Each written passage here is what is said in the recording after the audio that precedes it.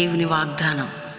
ఈ ఉదయకాల సమయంలో ఈ దినం దేవుని వాగ్దానం అనే చక్కటి ఆత్మీయ కార్యక్రమానికి ప్రేమతో ఆహ్వానిస్తూ, ఎలా ఉన్నారు దేవుని బిడ్డలారా? బాగున్నారా? మీరు ఏదైనా కష్టంలో, బాధలు ఉన్నారా? చింతల్లో ఉన్నారా? ఏదైనా సమస్య పీడిస్తుందా? రోగాలతో వ్యాధి గుండా వెళ్తున్నారా? మీకు రోజు ఎందుకండి ఈ వాగ్దానం? పొద్దున్న పాస్టర్ ప్రవీణ్ యూట్యూబ్ నుండి మీకు రోజు లైవ్ ఇస్తున్నాం. చూస్తున్నారా? వింటున్నారా? దేవుని కృపను పొందుతున్నారా? దేవుడు మిమ్మల్ని ప్రేమిస్తున్నాడు.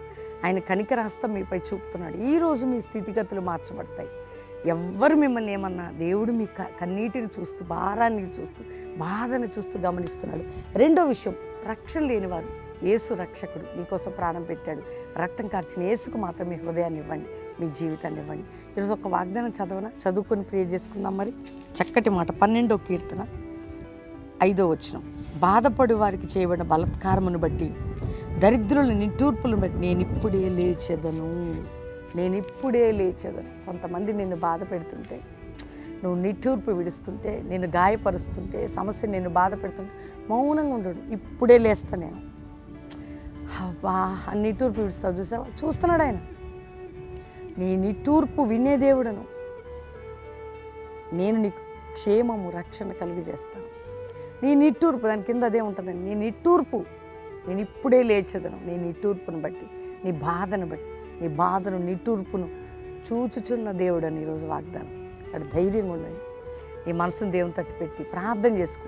నీవి దేవుని దగ్గరే నిన్ను, ఎందుకంటే ఇశ్రాయేలు ప్రజలు నిట్టూర్పు విడిచుట చూచాడట. ఆయన కష్టపెట్టి వారు ఎంత కష్టపెడుతున్నారో చూశాడట.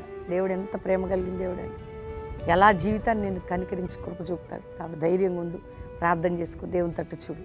తండ్రి, ఎంతమంది బిడ్డలు ఈ వాగ్దానం విన్నారు? రక్షణ లేరు, ఒక రక్షణ, రోగులకి స్వస్థత, నిట్టూర్పుతో, గాయాలతో, అవమానాలతో, పోరాటాలతో, శ్రమలతో, కష్టంతో బాధలు ఉన్నారు. అన్నిటిని బట్టి విడిపించి నీ కృపను తోడుగుంచి, ఎవరెవరికి అప్పుల ఆర్థిక బంధకాలు తొలగించి, కోర్టు కేసు నుంచి విడిపించి, ఇతర దేశాల వారు ఏ సమస్యలను విడిపించి, ఏ దేశంలో పోరాటం నుండి విడిపించి, భారతదేశ ప్రజల్ని, సంఘాలని కంచె వేసి కాపాడి రక్షించి, కల్వరి మినిస్ట్రీ, బెల్లంపల్లి, ప్రామిస్లాడ్ ప్రాంగణాల చుట్టూ కోట్ల దేవతల కంచె మా కుటుంబాల చుట్టూ తోడుంచి మాకు తోడుగా ఉండమని, మ్యారేజ్ డే, బర్త్డే బిడ్డల్ని దీవిస్తూ వారు గొప్పవారు కావాలని ఆశీర్వదిస్తూ యేసు నామములో అడుగుచున్నాం తండ్రి, ఆమేన్. ఆమేన్.